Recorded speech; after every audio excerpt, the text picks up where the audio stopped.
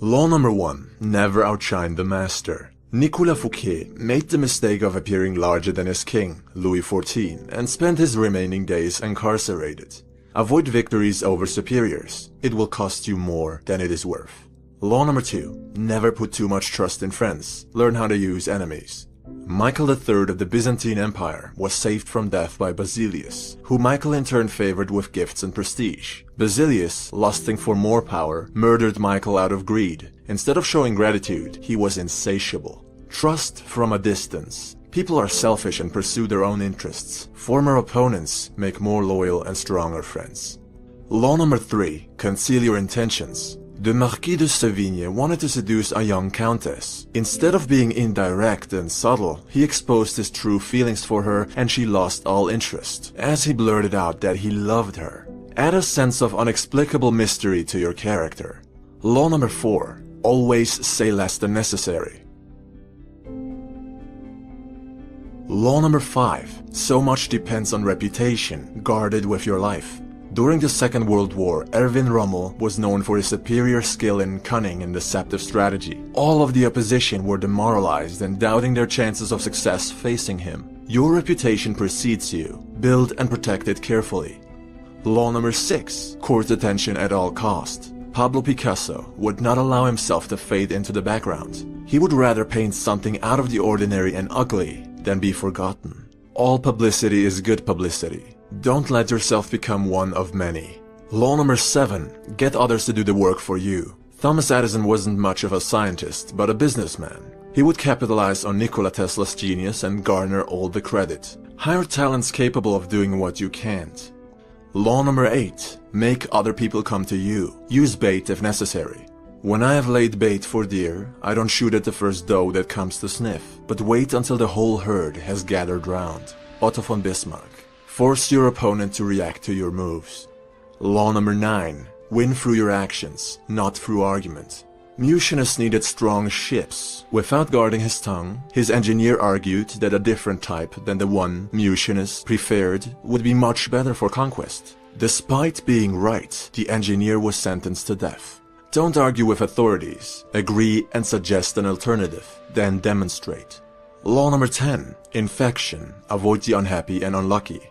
Lola Montes brought down the king of Bavaria and his whole kingdom by seducing him. Her lust for destruction and chaos was insatiable. Countless lives perished because of her nature. Cut off the fire starters. Try to help them instead and you will burn alongside them.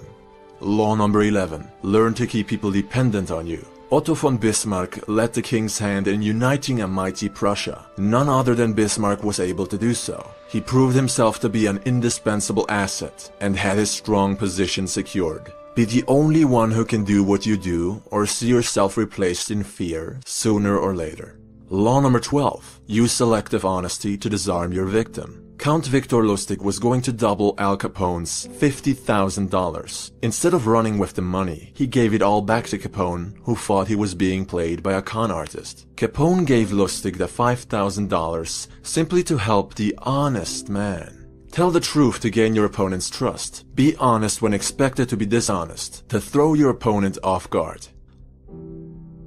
Law number 4. Always say less than necessary. Due to his unpredictability, Louis XIV would have his courtiers tremble in fear when delivering bad news. He would say, "I shall see." Have them leave the room and either take action or decide to do nothing about the issue, but always with an intimidating silence. Only speak when you have something meaningful to say. Actions speak louder than words. Law number 13. Asking for help appealed to people's self-interest. In 433 BC, the Athenians found themselves in a favorable position. The Corcyraeans and the Corinthians were preparing for war. Both parties wanted to secure the help of the Athenians. The Corinthians chose to remind them of an existing debt. The Corcyraeans, on the other hand, spoke only of mutual interests, the combined force of their navy directed at Sparta, the Athenians allied with the Corcyraeans. In sales of any kind, pragmatic arguments will always trump emotional appeals. The past does not matter. Don't count on loyalty. Aim for win-win deals. Law number 14. Pose as a friend, work as a spy. Charles Maurice de Talleyrand-Périgord, French politician and mastermind behind Napoleon Bonaparte's defeat, would hold himself back in conversation and get others to talk endlessly of themselves to the point of betraying their own thought, intent, and strategy. An interrogation disguised as a friendly chat, so subtle that the victim did not notice. Learn to judge a person's character by what they reveal of themselves, so that you can recognize a threat before it arises. Test people's honesty before you consider trusting them. Law number 15. Crush your enemy totally. A priest asked the dying Spanish statesman and general Ramon Maria Narvaez, "Does your excellency forgive all your enemies?" "I do not have to forgive my enemies," answered Narvaez. "I have had them all shot." The last resort, when words are no longer heard and the enemy cannot possibly be reasoned with, the chances for peace at their lowest, the only option is total destruction.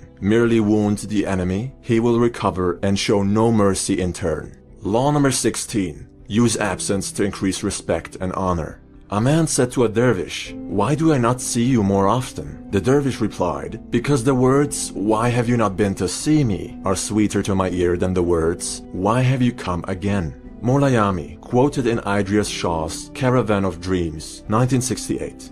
Give people time to miss you by robbing them of your presence. It's when we lose something that we discover how valuable it had been to us. On your return, you will be appreciated all the more. Law number 17. Cultivate an air of unpredictability. Once Pablo Picasso had become a recognized artist, others would assume that whatever action he took must have been calculated. The art dealer Paul Rosenberg was confused when one day Picasso told him they would no longer work together. Rosenberg couldn't find out why and offered him a much better deal. The unpredictable is terrifying. When you don't know what to expect, you cannot prepare properly. You can't devise a clever plan because you're in the dark. Put others in such a position when negotiating. Law number 18. Isolation is dangerous. The more you are isolated, the easier it is to deceive you. You lose touch with reality. When someone is urging you to cut friends and family out of your life, realize that they want to control and influence you all by themselves. Whether they do this consciously or unconsciously, it is malicious. Be careful in cutting yourself off from others for too long. Introverted or not, you may cause yourself great harm psychologically by pushing others away from you. Law number 19. Do not offend the wrong person. Muhammad, the Shah of Khwarezm and Inalchik, had beheaded Genghis Khan's messengers who had come in peace with great gifts and offerings. The Khan declared war, seized the enemy's capital, and had Inalchik killed, quote, by having molten silver poured into his eyes and ears. Later Genghis Khan seized Samarkand, bringing his brutal conquest of Muhammad's vast empire to an end. What would have become of Adolf Hitler had he been given the chance of becoming an artist? Perhaps history would be very different. Avoid insulting others. You do not know who you are dealing with. Even though we live in a time where everyone is offended, and the level of political correctness borders on absolute madness. Law number 20. Do not commit to anyone. Alcibiades, Greek soldier and statesman, found himself courted by the Athenians and the Spartans because he had influence on the Persians, and honored by the Persians because he had influence over the Greek city-states. Instead of committing to one side, he played all of them in his favor. Committing to someone is like handing yourself over to them. It means more obligations and less control. Law number 21. Play a sucker to catch a sucker. Socrates said, "The only true wisdom is in knowing you know nothing." He didn't actually believe of himself that he did not know anything. It was his way of disarming people. Sometimes you have to play dumb so that the other lets his guard down. Being openly smart is foolish. Being openly foolish is smart. Law number 22. Surrender tactic. Transform weakness into power. The Melians were prompted to surrender, but declined the Athenians' offer. Despite their alliance, the Spartans did not come to the rescue. Melos was conquered and their population slaughtered and sold into slavery. To quote Cardinal de Retz, "Weak people never give way when they ought to. Avoid weakness, but when you find yourself in a weak spot, choose to fight another day. You will lose the current battle, but the war is not over." Law number 23. Concentrate your forces. The greater an empire's territories, the more vulnerability. Great lands need strong borders. Else they may be overrun by another barbarian tribe, as seen with the collapse of Rome. Your armies are strongest when forged together. Divide them, and they may not be able to protect the empire from an invasion. Dedicate your complete focus to one front, using every resource at your disposal, and all of your energy to master your craft through total immersion. Law number 24. Play the perfect courtier. One cannot spell courtiership without Charles Maurice de Talleyrand-Périgord, the man who brought down Napoleon Bonaparte, master of the battlefield, with extreme subtlety. You are a courtier, or courtier, whether you like it or not. You must play the game of power, so you might as well choose to be good at it. The perfect courtier obeys his masters but shines in his own light. He is not powerless, doesn't trust, but appears trustful. Doesn't talk much, but finds the right words and the right timing when he does. Everyone likes him. He is charming, witty, and helpful. He appears to be neutral, a paragon of honesty and fairness. He always has a genuine smile on his face, and we don't doubt his intentions for 1 second. Although he is a great talent, we do not feel threatened by him. We seek him as an ally. This way, the perfect courtier holds more power than the king himself without the dangers of that position. As we target the highest authorities, he's in the shadows observing the current state of the chessboard. Pieces may fall and be sacrificed on both ends, but he is winning regardless. Learn the art of courtiership.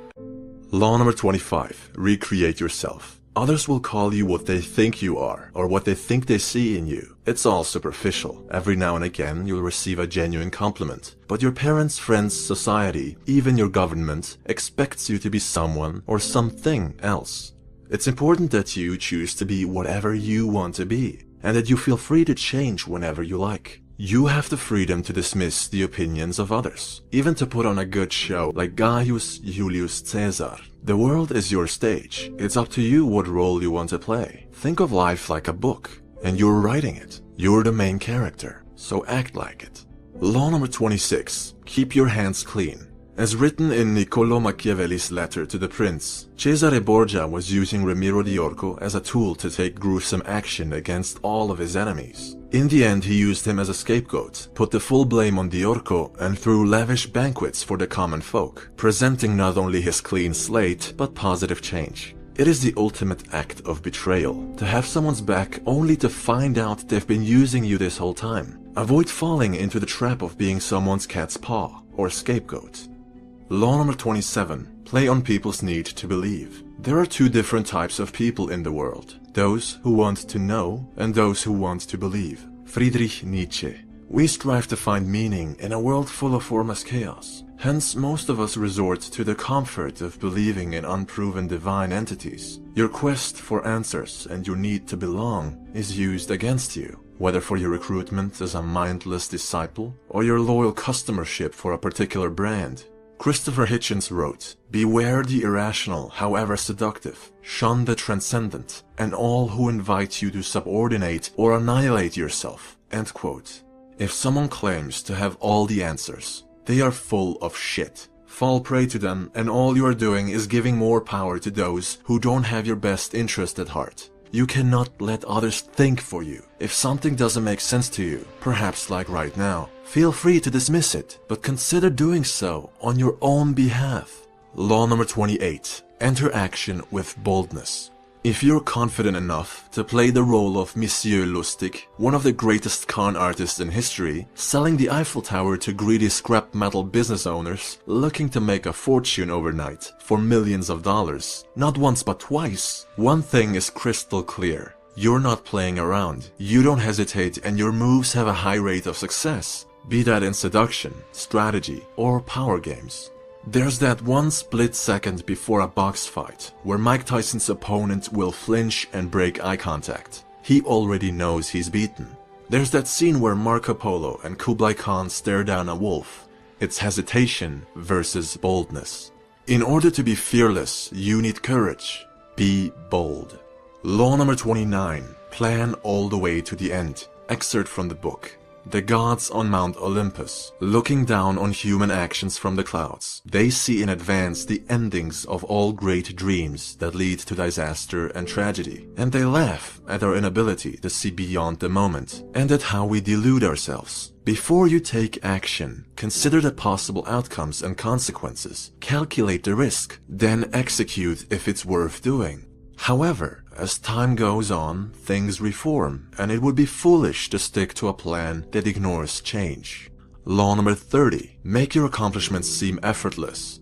Harry Houdini made his stunt performances look like they were a walk in the park, a piece of cake, as easy as stealing a child's lollipop. No one saw just how much work, preparation, and practice went into every piece of the puzzle. This illusion we call magic. Make it look like it was improvised, made up on the spot, and it will seem genuine. Boast how much work went into something, and its natural allure, the magic, is gone. Law number 31. Get others to play with the cards you deal. Ivan the Terrible let Russia choose between him as their Tsar or total destruction from its enemies, the Boyars. He made them see that they could only possibly be protected by him. It wasn't really a choice, and the Russians probably had other options that they were unaware of. They begged him to come back to the capital and lead them. This was what he wanted all along. People like to think they have a choice. Present them options that will work for you either way. This is the norm in elections and anything of real importance. Just like Houdini's performance, it is an illusion. Law number 32. People's need to believe and people's fantasies. There isn't a big difference. Il Brigadino was an alchemist. People believed he could turn objects like wood into gold. Ironically, the only gold he ever made was given to him by the people who wanted him to multiply it. And others started to learn and practice alchemy. Stop clicking on how to make $1 million overnight type clickbait. Stop buying 6-minute ab workout programs and stop going to the 7 steps on how to pull hot chicks within hours event and get real. If it sounds too good to be true, it probably is. Law number 33. Discover each man's thumbscrew. Cardinal Richelieu would find out the weaknesses of everyone around him, then worked on it by being useful to them until they were of no use to him. One by one, he worked his way up to the king, who at the time was a mere child. Know the weak spots of your opponents, the crack in their defense, and you will know what to work with when you need it. In reverse, do not betray your own weaknesses. Law number 34. Be royal in your own fashion. Act like a king. Christopher Columbus did not accept his low standing in the world he was born. He recreated his family tree, married into nobility, and peddled with kings. Now, unless he was mad, people thought, there must be valid reasons behind his bold requests. He must be legitimate. Ask for less, receive less. What you tolerate is what you end up with. Do not think lowly of yourself. You're a king in your own right. You're a queen in your own right. Princes and princesses are no good today. Law number 35. Master the art of timing. Joseph Fouché was switching sides whenever he sensed danger. His biography is riddled with nigh impossible escapes from death. He did not deem it necessary to be loyal to disloyal men. Say what you want of his attitude, but he certainly knew when to act and when to lay low. With time comes change. It is important to not only know how to adapt, but at what exact moment for maximum effect. Too fast and you're a traitor. Too late and you're imitating the others. In any case, learn to use time to your advantage. Law number 36. Disdain things you cannot have. King Henry VIII of England ignored his wife Catherine of Aragon for denying him a son. With Thomas Cromwell on his side, he devised a clever plan to marry Anne Boleyn. When you ignore someone, they cannot argue with you, they cannot influence you. You're out of reach and they can't do anything about it. If there is something you cannot and will never have, it is best to push it aside with discontent. Law 37. Create compelling spectacles. Dr. Weisleder healed his patients with the mere energy of moonlight. Why was this obvious scam so successful?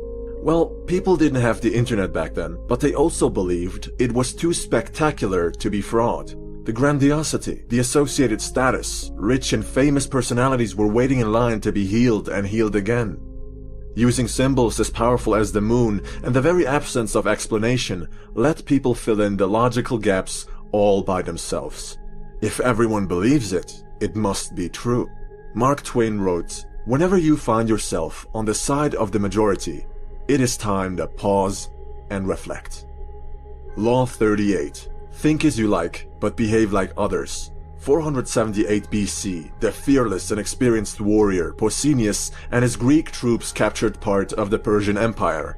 Being the overseer of these lands went to his head, and he began acting rather strangely, even for Pausanias. He spoke ill of his own people.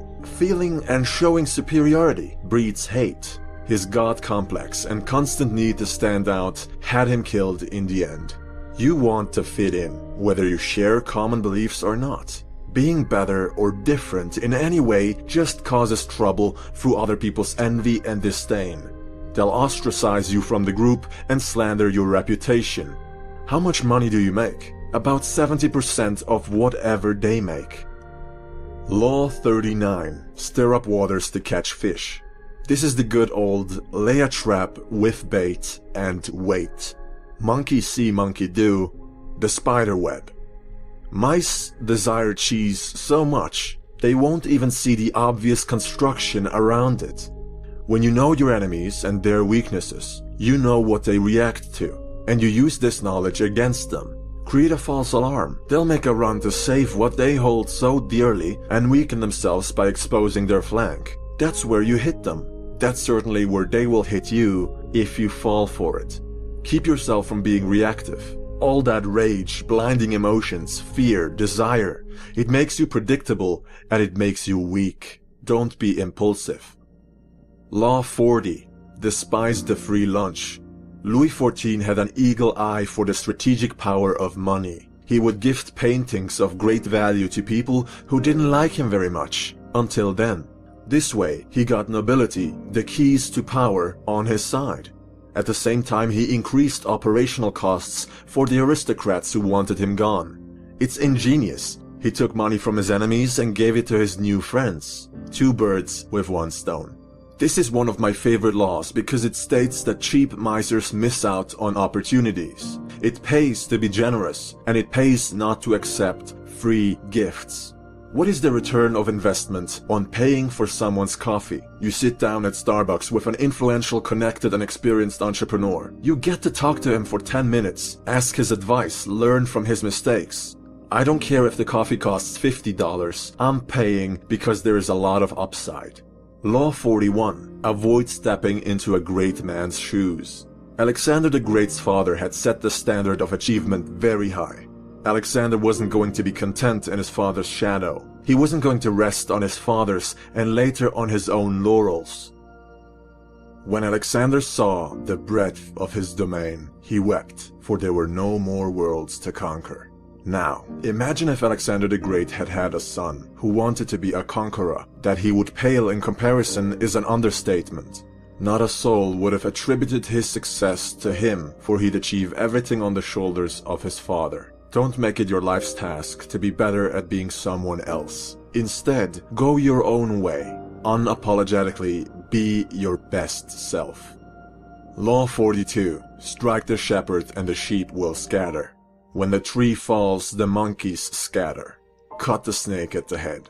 What is an army without its generals? Without leadership? Whole empires have been secured off of conscientious leaders with iron willpower and vision. Take them away, and much like Alexander's empire after his death, they break apart and crumble, turning on each other, defecting and deserting.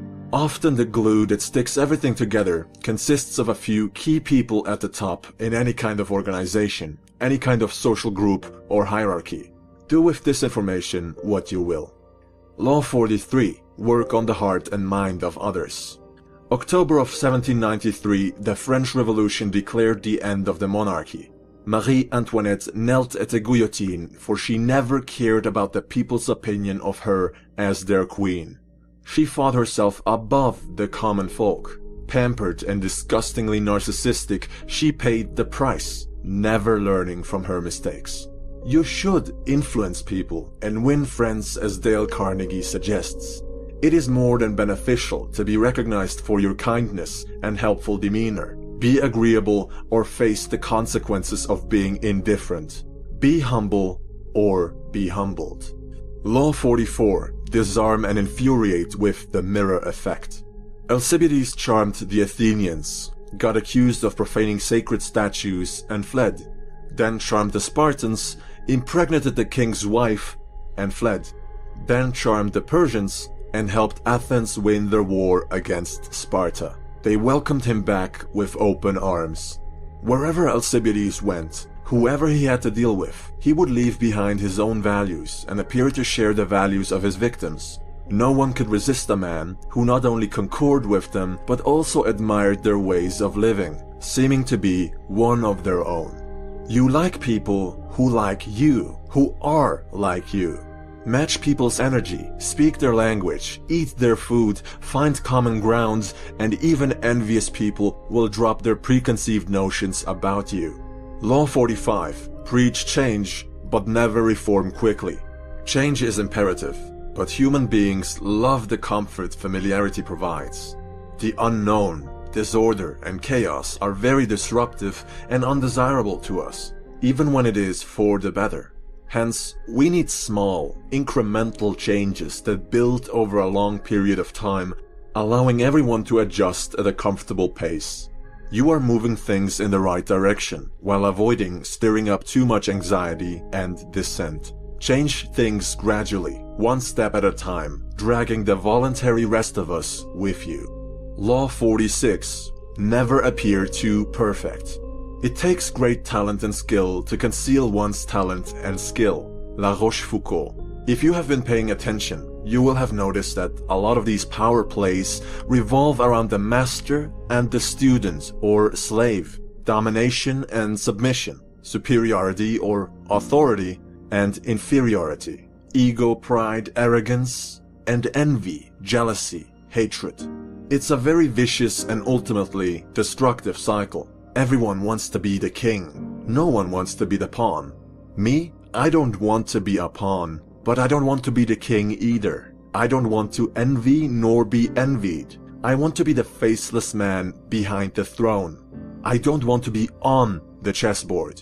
I don't want to be a visible target, but I still want to win at the game of power, no matter what side loses. Law 47. In victory, learn when to stop. In 1751, Madame de Pompadour found herself unable to satisfy Louis XV's lust. To hold on to her privileged position, she arranged younger, prettier women to keep the king happy.